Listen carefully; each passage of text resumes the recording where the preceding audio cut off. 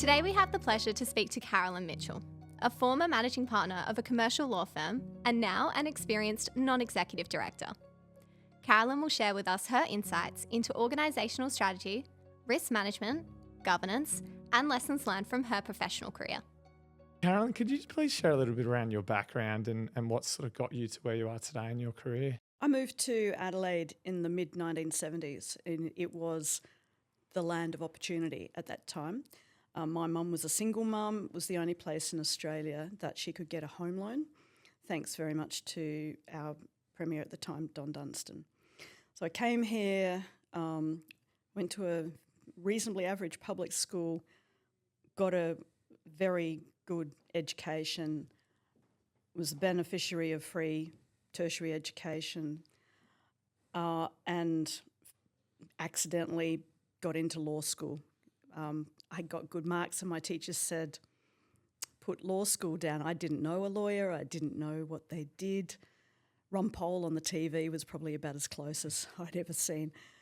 So I ended up at university and hated it.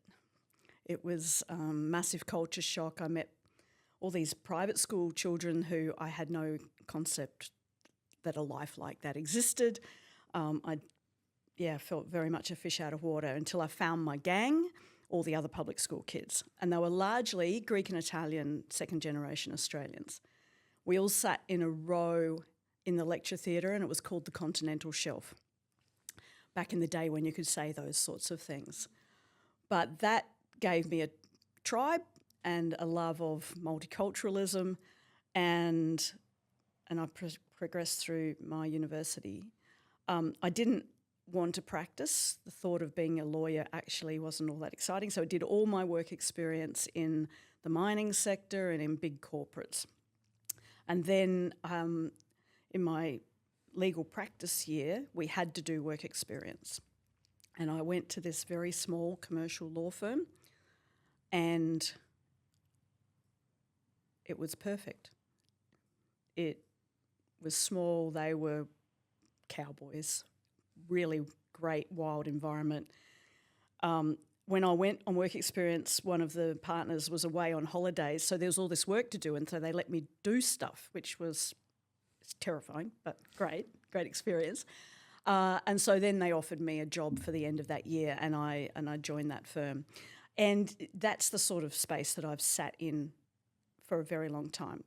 Commercial litigation, a lot of insolvency work, and a lot of dispute resolution. Insolvency gives you a very good idea about how not to run a business, and that's some of the lessons that I've taken with me. That firm sold me to a big firm as part of the filing cabinets and furniture. I'm fairly sure they didn't get very much money for me because I was only just admitted. And so I ended up in a larger firm, and then from that, my two partners, Cal and Clark, set up their own firm, and I went with them and have effectively been in that space ever since. So, I was a partner, then a managing partner of that firm. I was managing partner for 8 years. I learnt how to run a business, how to grow people, how to coach and mentor and do all of those sorts of things that's really important in running a business. And then I decided I'd had enough. Wrangling partners is hard work. And while I'd been managing partner, I had had the opportunity to sit on a couple of not-for-profit boards, and I really enjoyed that work. So I decided I'd like to do more of that.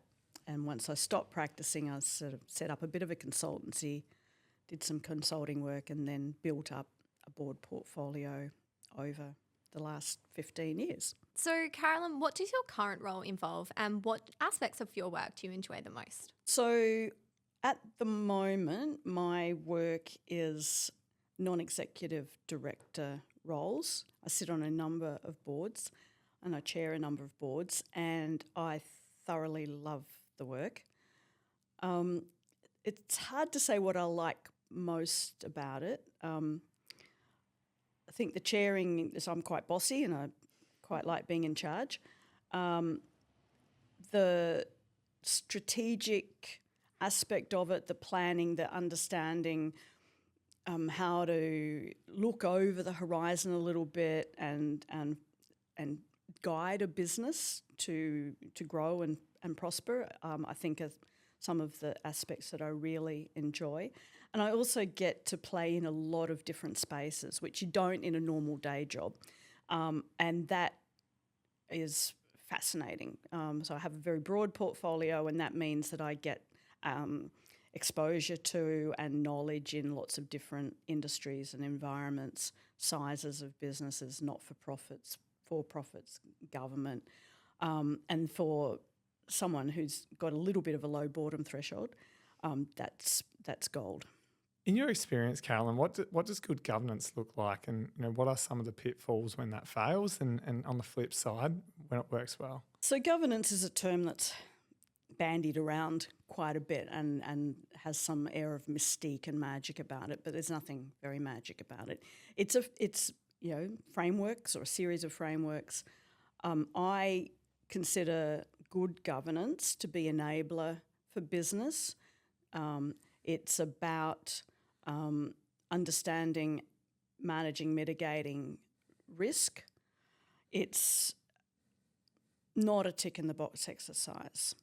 So it needs to be fit for purpose. So you need to understand your business and what it needs, and then fit a governance system to that. If you've got a small not-for-profit, you don't need the same governance as BHP has.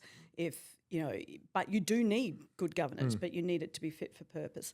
So from my point of view, there's, it starts from that strategic level, understanding what you're trying to achieve, where the risks lie in that, and then what do you need by way of framework and process to manage and mitigate those risks, but enable you to achieve the goals. So it's got two aspects to it. If all you're doing is managing risk and complying, but not able to achieve your goals, you'll fail. So it does need to do both. And sometimes some governance or over-governance is just stifling, or only complying, focusing on compliance means you'd spend all your time doing that, you're not working on your growing. So, having not the bare minimum, but the necessary frameworks, governance artefacts to make it work, I think is the art of good governance, not just governance of itself. And that's constantly iterating and changing, and as your strategy changes or as your business grows, your governance needs alter. So I think the pitfalls are that you set and forget, or that you think you need a lot more governance than you really do, or alternatively, you have no governance. So Carolyn, when it comes to organisational strategy, what approaches have you seen work effectively? Again, there's no one size fits all. I've got a couple of boards at the moment where our strategic plan cannot be looking out more than 12 months because there's some big government changes coming, but we don't know what they look like, but we do know they're going to seriously impact our business. So the situation there is we need to optimise what we can for 12 months, have ourselves ready for what might come, but we don't know what it's going to look like. And I've got another board where we've got a 30-year plan. We know what the requirements are. It's a family-owned company, and the requirements of the family in 30 years, we understand that, and then we break it into 5-year increments and have a plan for those, aiming at that. So somewhere between 12 months and 30 years is where most strategic plans lie. And most, in my experience, are best developed by the management team, not by the board. Boards think they're really good at developing strategy, but they don't work in the business and they don't generally know enough about it to do it well.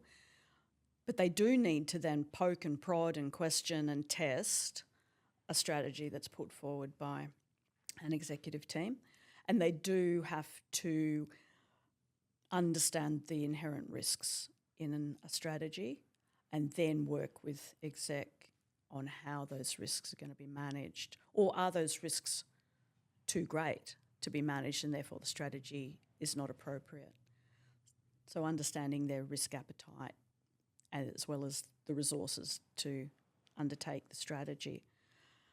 I think less is more, so not too many strategic goals. Things that can be measured is useful. So then the board's role is to monitor, have report against KPIs that have been set and hold management accountable to achieving the strategy. The best results I've seen is when quarterly or thereabouts, the strategy's on the agenda and there's a report card as to where we're up to. I don't care whether all the work gets done in the 2 weeks leading up to that board meeting, just so that they can give themselves a green light on the report card, but it's getting done. And by the end of the year, you've got 4 lots of 2 weeks of work on strategy that you wouldn't otherwise have. So it's that accountability, that moving forward, not putting this very glossy, lovely strategy document in the bottom drawer and forgetting about it. Organisational goals often need to be managed with balancing risk around that organisation. How do you sort of work through, I guess, any insights into the quandary between the two of them? Goals and risks are the flip side of the same coin. So when an organisation has a strategic plan, there are usually, some pillars or mainstays of that plan. And within that, there will be things that are wanting to be achieved. They are your goals. From that will fall out action plans about how you're going to achieve those goals. And hopefully the goals are the end result of those actions, or something close to the end result of those actions. So at the top of that table, you've got the strategic risks, which need to be identified and understood and agreed to be accepted by the organisation with whatever mitigants or minimisers are able to be put in place.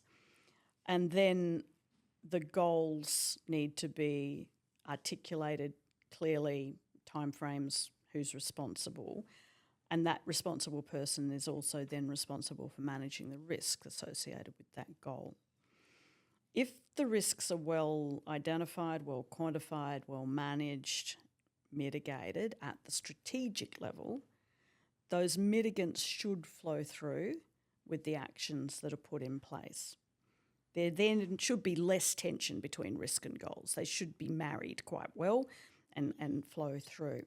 Where there's a failure at the top of that table to identify correctly the risks associated with the strategy is when you'll have massive tension between achieving the goal and the risk being undertaken. And, 12 months in, sometimes it's very hard to U-turn or to mitigate a risk that's suddenly bitten you on the arse because you didn't foresee it. And look, things happen. Sometimes it's change of environment or change of landscape or regulatory change that you weren't expecting, and other times it's just plain bad planning. So you do your best to identify risks and I think I mentioned a bit earlier this concept of a risk appetite, understanding as a business, as an organisation, as a group of people running this business, what's your collective risk appetite? If you're a brand new startup and very entrepreneurial, you've probably got a reasonably high risk appetite. If you're a 150-year-old business that's been doing the same thing the same way for a long time, you may have a less extreme risk appetite. If you're highly regulated, aged care, banking, education, you necessarily have a careful, moderate risk appetite because you can't afford to breach your compliance obligations. So understanding that in coming to your strategy and then to the best of your ability, identifying the risks attached to the strategy, working out what your mitigants are, fitting those into your action plans, you ought to get to your goals. Within professional services, what practices or behaviours have you observed that contribute to success? The term professional services I just love. Most of the organisations are very professional. The vast majority of them aren't very good at service. So I think to be successful, you actually need to nail the service bit. And, the whole client-centred, which is a hackneyed phrase, but it is exactly what you need to be doing. Actually just asking your client what they're trying to achieve, understanding the client's strategy, understanding what they're trying to get out of this professional service that you are providing to them. So in my former life as a litigation lawyer, client had come along and they're huffing and puffing and they want to have a big fight and, this is a matter of principle and they, hate that bloke, he's a bastard. When you then boil down, well, what do you think you're going to achieve by having this fight? What they want and what is the natural result of a piece of litigation are so far removed. So if you understand at the very beginning what they're trying to achieve, you won't necessarily go down the path that they came in huffing and puffing about to start with. So I think that in the service provision, having a good understanding of what your client's trying to achieve and then work strategically with them on the best way to achieve that. Not the obvious way, not the first idea way, but the best way to achieve that is the best way to offer a professional service. Within the professional services business, I think leadership need to understand what their people are trying to achieve in their lives. What's important to them, what drives them, what motivates them, what tools they need to do the professional service part, but also to live good and fulfilling lives. So I think it is like any business, and this is not limited to professional services, any business, it's about the people. It's about what you're offering to your clients who are people and how you offer that to the benefit of your people inside the business. From your perspective, what makes a board effective in how it operates and supports an organisation? I am a bit of a minimalist, so I'm a fan of smaller boards. I think 5 to 7 people is the sweet spot. Mm-hmm. You need to understand, again, the strategy of the business and what they're trying to achieve and make sure you have the skills necessary at the board table to assist with that, which is why the old you've got to have a lawyer, you've got to have an accountant trope, it seems to have, I hope, gone out the window.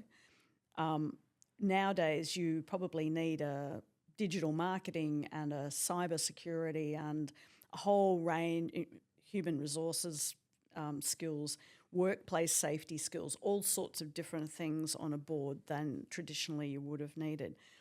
You need to have the skills necessary at a point in time with the current strategy. So that's, again, not a set and forget, because as the strategy changes, as businesses grow, then you'll require different skills on a board. You need the ability to identify risks, set the goals, monitor and get out of the way and let management get on with their job. And a lot of times where you've got former CEOs or former, business leaders on boards, they find that quite difficult. People that have a comfort in it not being their work that gets the job done, that they are leading, directing, guiding, then that is helpful as well. And I think a really good working relationship with the CEO and the exec team is vital, but you can't be best friends.